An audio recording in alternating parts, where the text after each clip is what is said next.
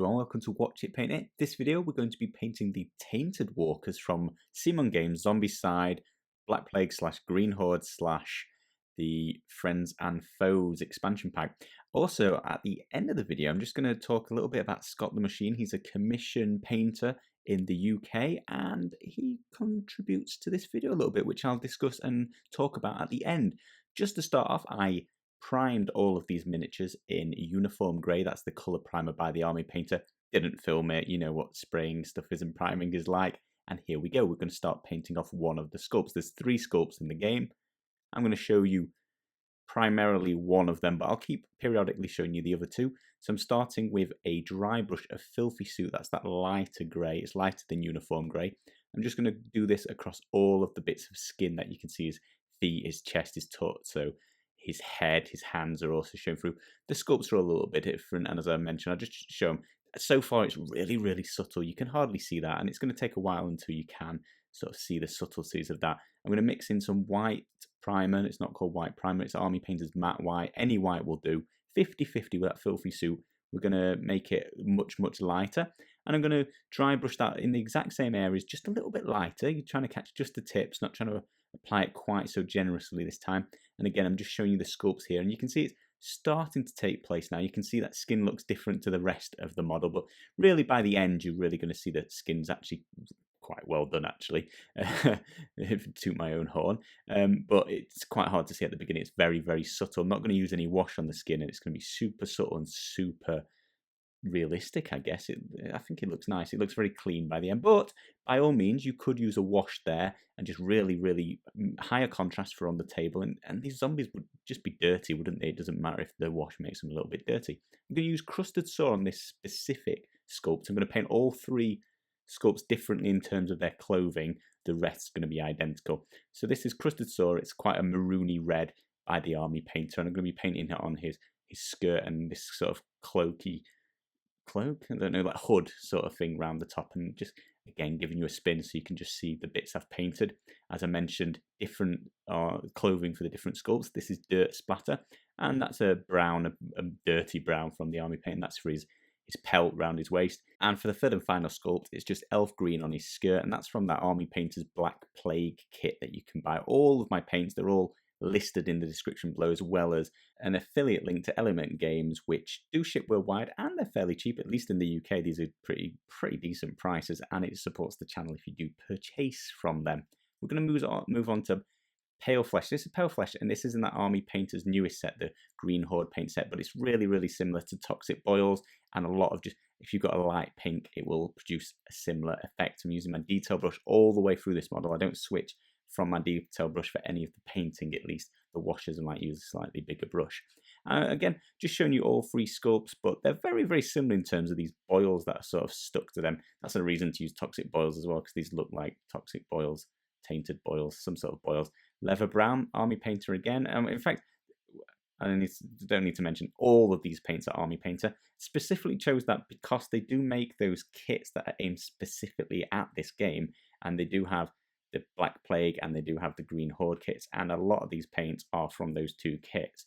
Now, while I was just telling you about where I get my paints from, etc., that leather brown was to paint on all the straps on these models, and each one's got a different number of straps, but there's a few belts and belt-like straps around their chests, that sort of thing, but I just did those in leather brown. Machinegun Metal is the darker of the 2 silvers that I use from Army Painter. I'm going to use this to paint all of those metallic pieces they have, like, I guess it's kind of armor, but they're like randomly around the miniatures, and each one of the sculpts has got a different number of them in different places, so do try and catch them all. And if you look really carefully in the video, you'll probably see I've missed some, because I noticed as I carried on painting them, I was like, oh, here's another one on the back of his hand, oh, here's one behind his elbow, that sort of thing. So take your time, find those. I'm going to use Zombie Skin. This is an off-white, it's kind of yellow, kind of beigey.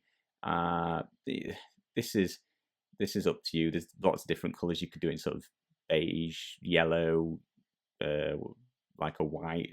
It depends what wash you use. But I've gone for Zombie Skin, a pale yellow, really pale yellow beige, basically there. That's for those wraps around their feet, and one of them's got it on his wrist as well, the main sculpt that I'm painting in front of you. So there's not too many of those too. I also did the teeth. All of their teeth are base coated in that colour as well. I'm going to use Necromancer's Cloak. That's the darkest grey by the Army Painter. And that's to do all of these spikes that are coming out of these sorts of boils and all over their body and poking out, giving them a really, really dark grey. It's kind of what they look like. Well, it is what they look like in the artwork. Just thinking of the artwork, mentioning it, I look online to grab my artwork, and for some random reason I looked in the rules book just before I started painting this, and this sculpt, the artwork has changed. So do be careful that if you want to stick to the artwork. In the book, in my opinion, they're grey like this. Online, they were slightly green. They look more like the goblin colours I did. So I'm really, really glad they changed the artwork only slightly. They just changed the hue, I guess, of the skin, and it makes them more grey, which makes them more unique, in my opinion, makes them different on the board. I'm going to use 2 shades for these models.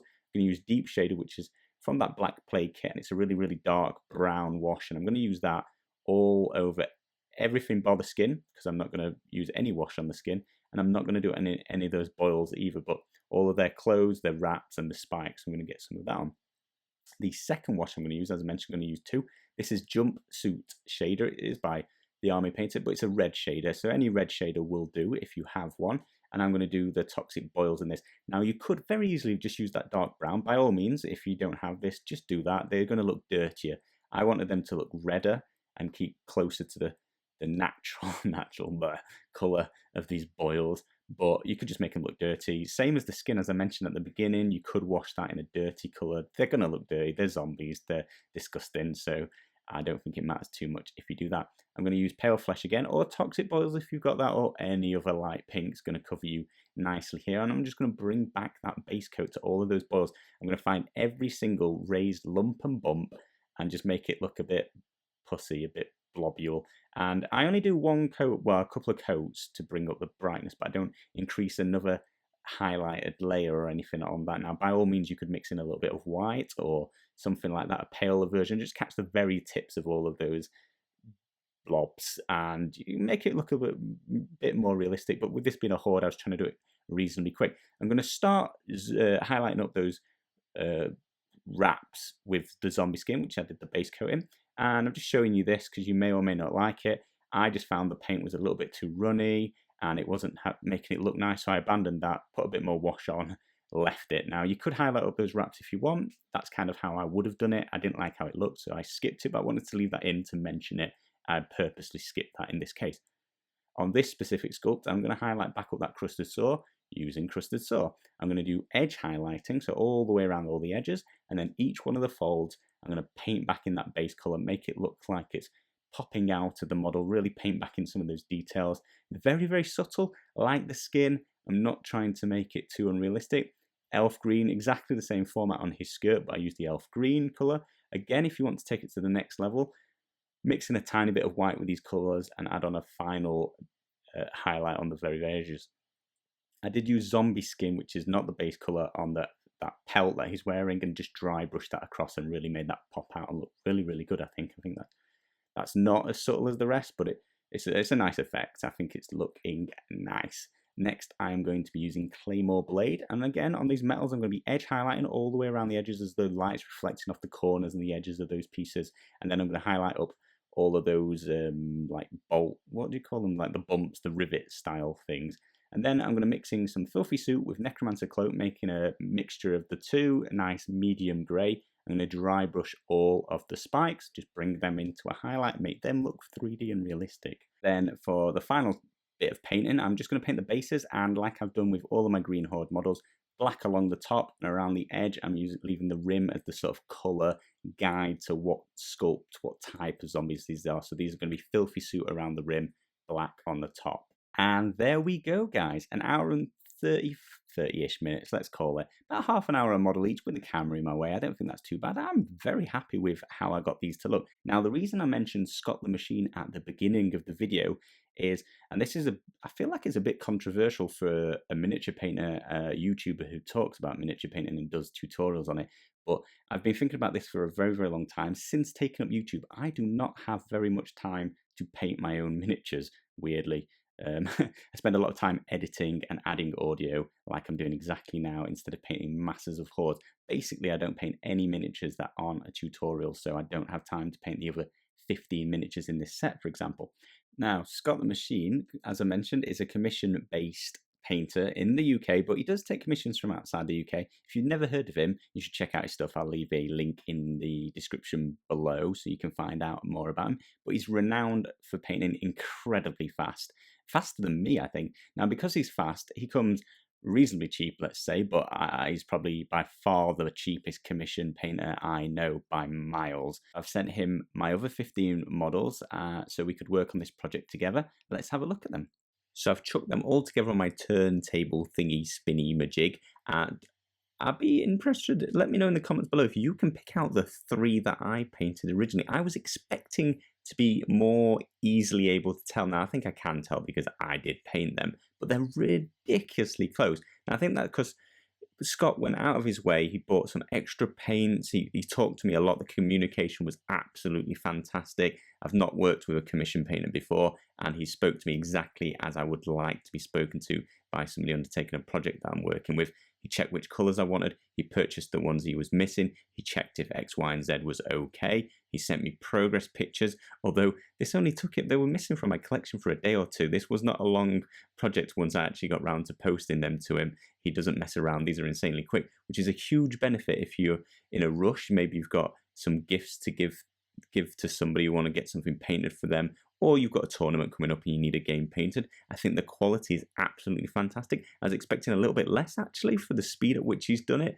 but I'm thoroughly impressed with this. I hope you are too. I hope maybe this is useful information for you as well. Maybe you've considered commission painting, or you haven't, but you haven't got enough time, and this is something you should consider. Do check out Scott. I will leave some links to his stuff in the description below. Thank you all very much for watching.